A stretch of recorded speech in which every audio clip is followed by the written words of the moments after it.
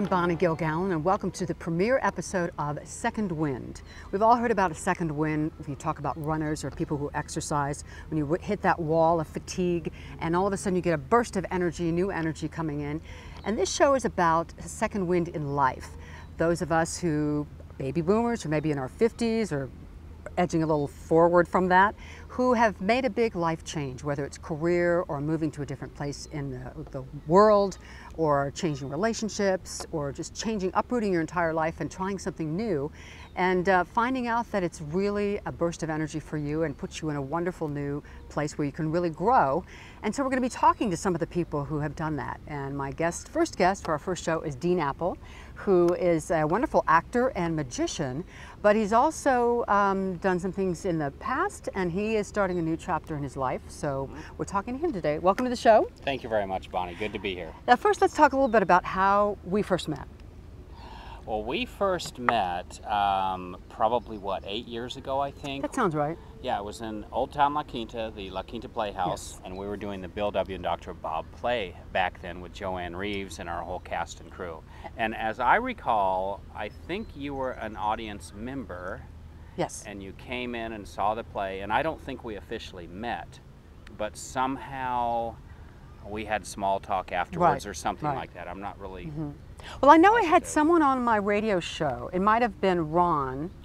I'm not sure. Maybe you were a guest on my show. It could have been. I have been a guest on your show at least once. Somewhere in there, yeah. However, I don't think I was a guest on your show that. for Bill W. and Dr. Bob. I was a guest on your show with Lloyd Steele for Vincent yes, Van Gogh. That is correct. That was it, and that was a couple years ago. And by the way, Dean was fabulous in the Bill W. show. Oh, well, thank you very much. She says that about all the actors. No, he really was. Thank you. So you've been, first of all, how long have you been acting? I started acting in this area about 8 years ago in the Coachella Valley. And where did you move from?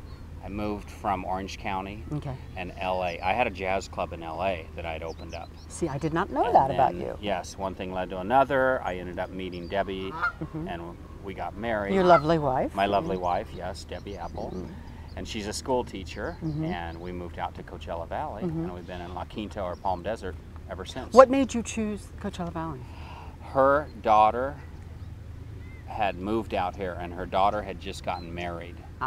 And we knew that they would be having babies. Yes, babies. So voila, here we are. So I'm one of those very odd human beings. I skipped fatherhood and went straight to grandpa. Okay. What a deal. Yeah, so you get all the good stuff and maybe and then not you some get of to the send them home afterwards. Bye-bye. Yeah. Go home, see mom. Yeah. And now you're also a magician. I am a magician. So tell me how that happened. Well, when I was a kid, like most young boys, you get involved with magic and you love Card tricks. Card tricks and the little vanishing ball and the vase and little sponge balls and rope tricks, things like that. And then I hit the age of about 12 or 13, and all of a sudden magic isn't cool anymore because there's girls and sports, and magic is kind of for geeks. So you put it aside for a while? So I put it aside for quite a while, until probably 15 years ago when I hit the age of I no longer care if it's cool or not. I'm old enough. Isn't it great when you hit that age? Yes, and you're not worried about the ego and looking cool. Who Yeah. cares if you mess up? Because to be a magician, you need to be comfortable with messing up in front of people, at least in the early stages, and oftentimes, sometimes much later too. Right. So when I mess up, it's okay. Yeah. You know how it is being an actress Yeah, yourself. it's if you're no out one's on stage. perfect and things happen. Yeah. Yeah.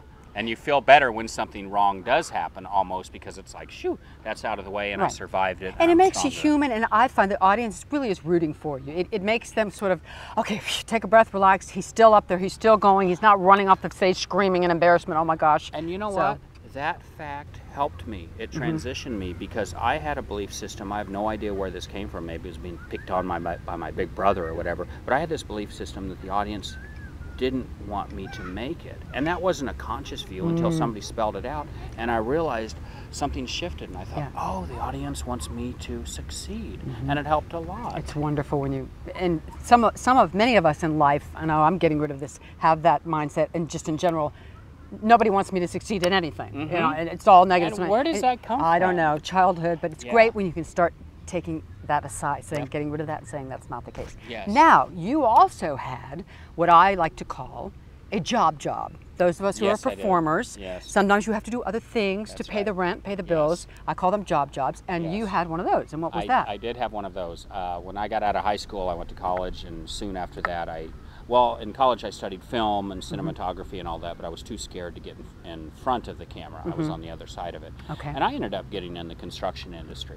I was a licensed contractor for several years. I mean, you can in always LA. make money doing that. You sure can. Yeah. The money's great, but Right. I really didn't enjoy it. I was miserable. Made great money, but And this was in LA? this was in LA, and I got out of that about 10 or 12 years ago.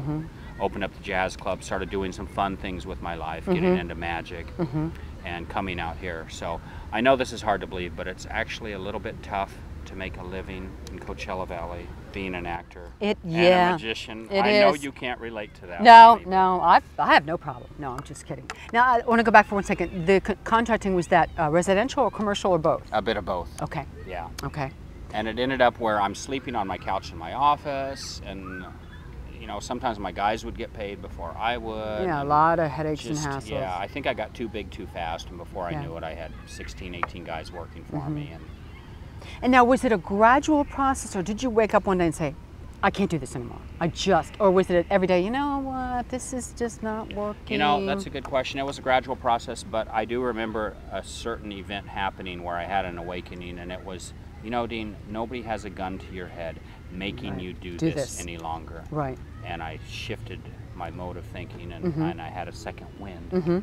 Now, do you want to talk about that event, or shall we leave that to our collective imagination? That's totally up to you. It wasn't anything, or it was just a consciousness. Just came to you and Yeah. said, hey. Yeah, you know, maybe somebody worded it that way. Nobody Right. has a gun to your head. Right. I don't really remember. when you really kind specifically, of got it, when your mind went, Yeah. hey, maybe I can do something else. Yeah. So now you just recently got your hypnotherapist license. That's right. And tell me how you decided to go down that road. Well, here's what happened. When I was a little boy growing up in Carmel, Indiana, I was probably 8 or 9 years old, and I walked down to the Carmel Library. For the younger people, it's a place that they have books.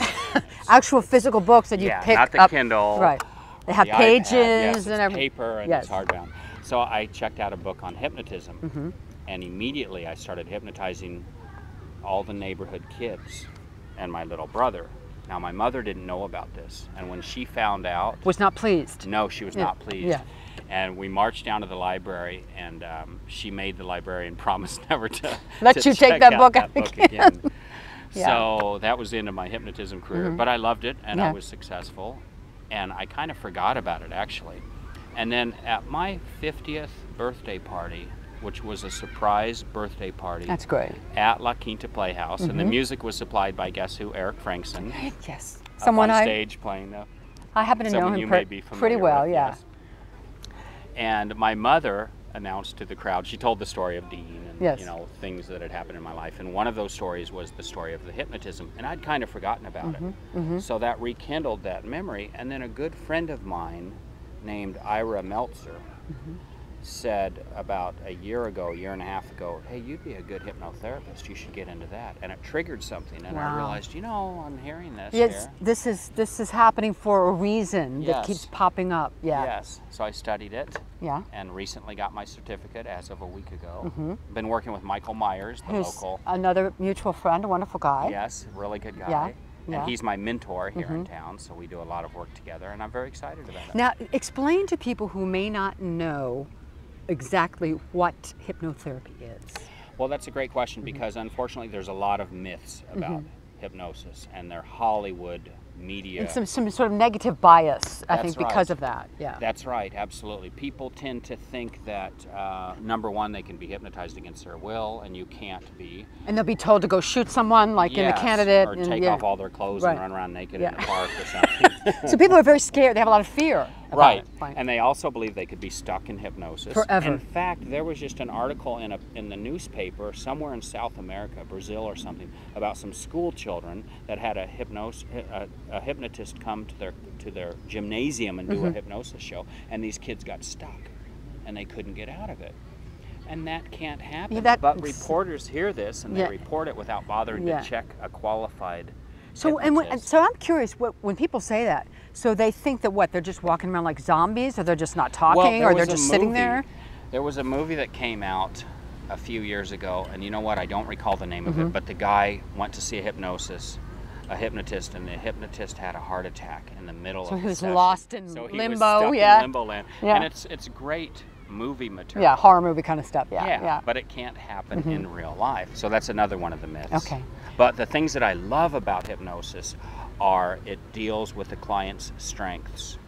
As opposed to exposing all the weaknesses. Instead of saying what's wrong with you, let's deal with what's right. So now let's take a brief pause and see some footage of Dean in action in some of his past creative endeavors. Them and their whole precious world, and The hell are you doing up? couldn't sleep. Nobody sleeps in Brooklyn anymore. Why the betting? Thought it'd be better down here. Writing? My journal. Please, Lo, stay up. I don't know what to do. You need to find work. Oh, is the crash my fault now? Don't blame me, blame that nitwit Herbert Hoover. The crash was 5 years back. You've had offers. Joe Hirschhorn called you the Einstein of Wall Street. Yeah, then he goes and fires me. You can't sell bonds from the jail cell in Canada. Drunk the day my mother died. Not there the night I lost our baby. Passed out on the streets of Manhattan, and now afraid to go out at all? If I stayed upstairs another minute, I was gonna jump.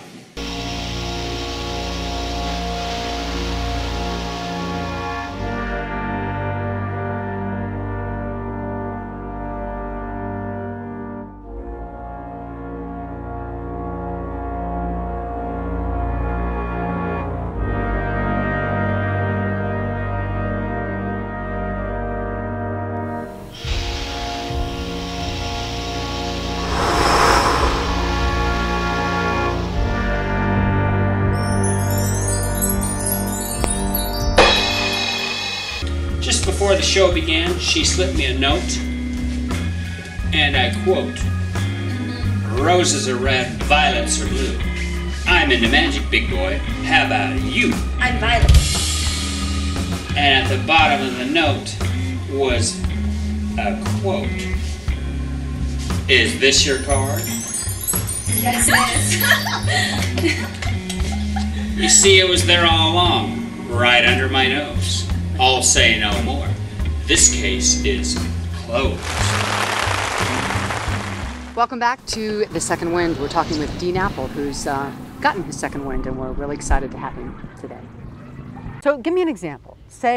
Give me a strength of someone that you might work with and how that works. Let's say a woman is an excellent mother, and she's raised her kids, and she's a loyal wife to her husband. But let's say she's a smoker, and she's been a cigarette smoker for years, and she can't seem to stop smoking cigarettes. Got it. Her strength would be she's been loyal as a mother. She's loyal to her children. She's a loyal wife. Right. She's loyal to her husband. She has a great job. She's loyal to her employer. Right. It's time for her to be loyal to herself Right. and use that strength because you deserve it. And you can turn around and use that strength of being loyal to everybody else and use it for yourself and Wow. Yeah. turn yourself You know, around. it's funny that the something you just said, you deserve it. I think that's one thing that a lot of people have a problem with because they don't think they do. Whatever it might be, whether it's to quit smoking, to feel better, to feel healthy, to start a new career Phobias, or whatever. stress, anxiety, Yeah. weight loss. Now let's talk a little bit about two questions. Are there some people who cannot be hypnotized because they just have so many walls up? And I'm sure that there are some people who are easier than others, more susceptible to. Yes. From what I have studied, I've seen two lines of thought. One says 100% of people can be hypnotized, but of course you can't be hypnotized against your will. Right. And I've also read studies that say about 99% of the population can be hypnotized if you want to. Right. So I think anybody could be if they had the will. And typically it takes somebody fairly intelligent, open-minded, and it's nice if you have a good imagination. And if you don't have a good imagination, just imagine that you do. Yeah, yeah. And how long, we see movies and you see, how long does it take, is there sort of a typical time frame that it takes 5 minutes that you can actually hypnotize someone? Is it fairly, are some people much faster than others? It does vary depending on the individual, and about 1 out of every 10, that may not be right, but there's a certain percentage of people that are natural somnambulists. And what that means is they go under really quickly within just a few short minutes. They're hypnotized. They're great. Yeah. And when you work with someone, is there a sort of a ballpark time frame also where they're under, where you're working with people? Yeah, typically the very first session takes the longest, about an hour, because I do a 10-minute pre-talk, a 10-minute assessment, and then they're probably under for a good 30 minutes, maybe 40 minutes. Now, after that first session, we know what we're working with, and it can go quicker. It could go 30 to 40 minutes total. And does it vary a lot when you bring someone out, their reaction of what they thought, felt, didn't feel, didn't think, believe it happened? Does that vary a lot? Absolutely. Okay. Some typical things are they have a time distortion. They may think they were only under for 5 minutes or so, and they've been under for 30 minutes. Okay. Oh, another myth everybody believes is that they're going to be out. They're going to be unconscious. No. In fact, one man asked, "Are you going to tape all this? Videotape it?" Yeah. And well, you're going to be here. You're not going anywhere. So typically they remember most of what's going on. They're not out of it. In fact, they're in a heightened sense of awareness. It's accelerated learning that the subconscious is doing. It's a fascinating subject. The more I learn about it, the more fascinating I become with it. And what do you think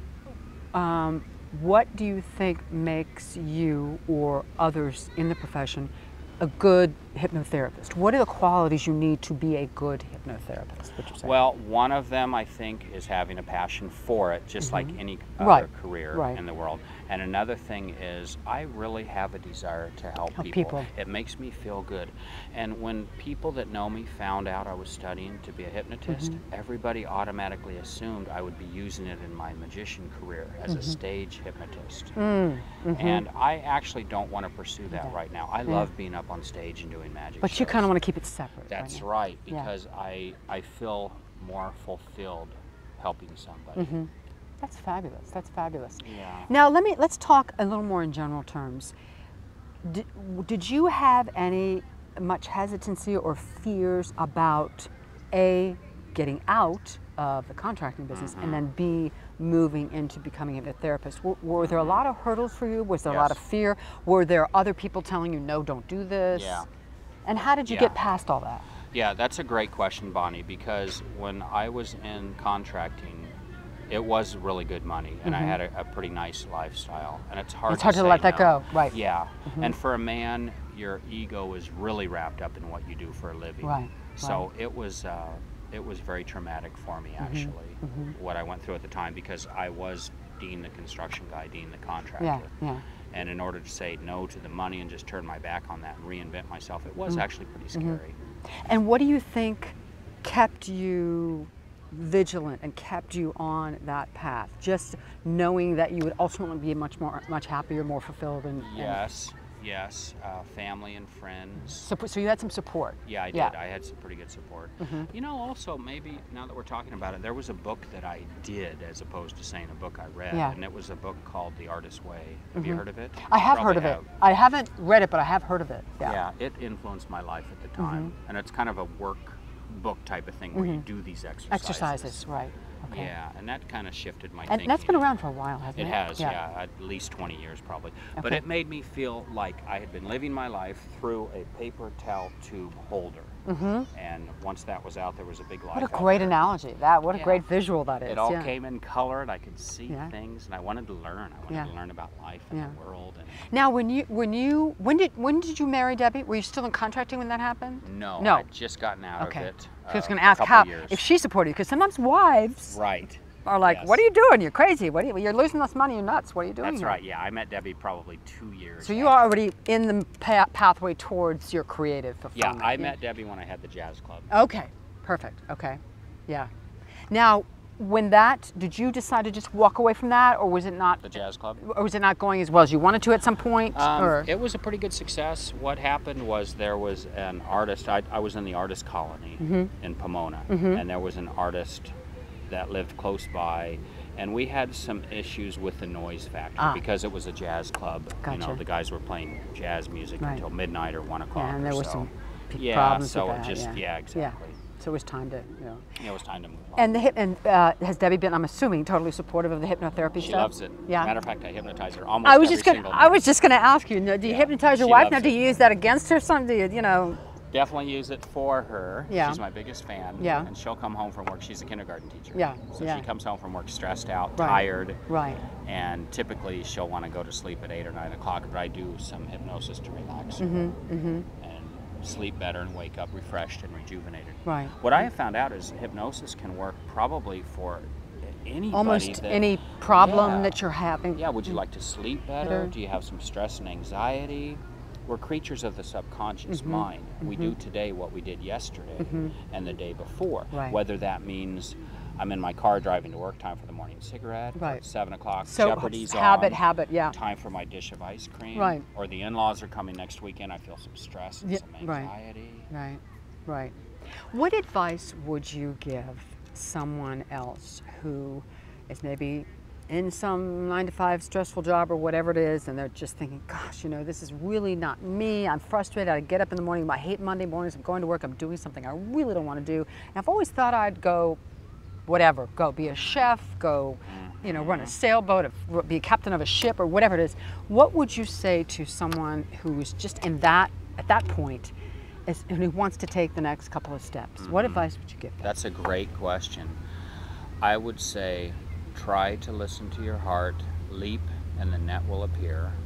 Now, common sense prevails also, because oftentimes it's not the smartest thing just to chop that job and immediately. You have to get some things in place. You have to That's do a little right. footwork and get a Some few things in common sense. place, but then you do kind of have to leap at some You point. do. And you know what helps a lot too? To get a mentor, somebody that you can talk to that's not as emotionally involved as you, because money and the career tend to emotionally involve us to a heavy degree. Now, does it have to be necessarily someone in the field that you are going into, or can it just be someone who can be supportive in it, but maybe has had some sort of life similar experiences. experience? Yeah. Sure, yeah, Okay. yeah, I would think so, definitely. Somebody that maybe has a life experience. Right. Said, I got past this, go for it. And so how, on a scale of 1 to 10, 10 being the best, how would you have described your happiness, self-fulfillment, contentment level when you were being a contractor?